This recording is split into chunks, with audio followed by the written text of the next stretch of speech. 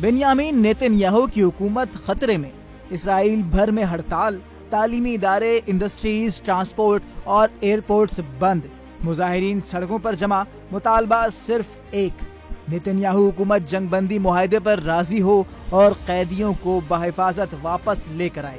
گزشتہ روز غزہ سے 6 اسرائیلی قیدیوں کی لاشیں ملی تھی، جن میں سے ایک امریکی نژاد اسرائیلی شہری تھا۔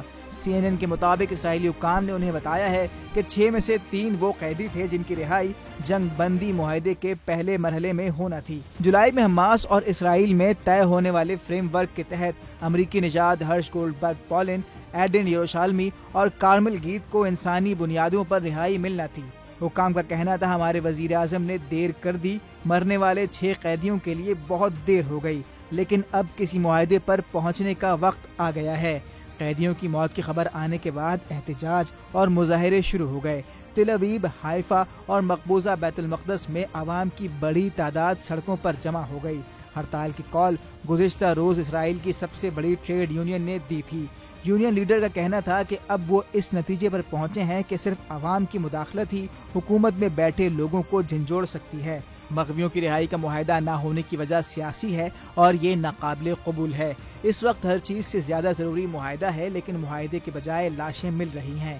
مرنے والے قیدی کارمل گیت کے کزن کا کہنا ہے، نیتنیاہو نے جنگ بندی اور قیدیوں کی رہائی کے معاہدے کو ناممکن بنا دیا۔ اسرائیلی حکومت اس معاہدے کو ملتوی کر رہی ہے جس سے قیدیوں کی رہائی ممکن تھی۔ ہمیں معلوم ہے ایک وقت پر حماس معاہدے کے لیے راضی تھی اور یہ اسرائیل ہی تھا جس نے زیادہ سے زیادہ شرائط رکھیں اور معاہدہ ملتوی کیا۔ ہمیں معلوم ہے کہ ہمارے وزیر اعظم نیتنیاہو نے کارمل اور دیگر قیدیوں کی واپسی کو ناممکن بنایا اور ان کی زندگیوں کو بہت بڑے خطرے میں ڈالا۔ اسرائیلی اپوزیشن لیڈر نے بھی تل ابیب کے مظاہرے میں شرکت کی۔ ان کا کہنا تھا وہ مظاہرین کے ساتھ ہیں۔ تل ابیب میں مظاہرین نے مرکزی شاہراہ کو بلاک کیا، پلے کارڈز اٹھائے مظاہرین نعرے لگا رہے تھے کہ تم اکیلے نہیں، ہم تمہارے ساتھ ہیں۔ پلے کارڈز پر سیل دا ڈیل اور معاہدہ انہیں موت سے بچا سکتا ہے جیسی عبارات درج تھیں۔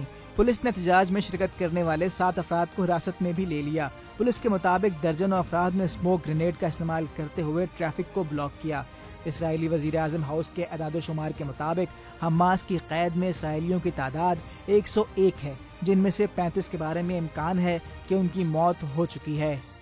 مزید نیوز اپ ڈیٹس اور ڈیجیٹل سٹوریز کے لیے سبسکرائب کریں ڈان نیوز پاکستان۔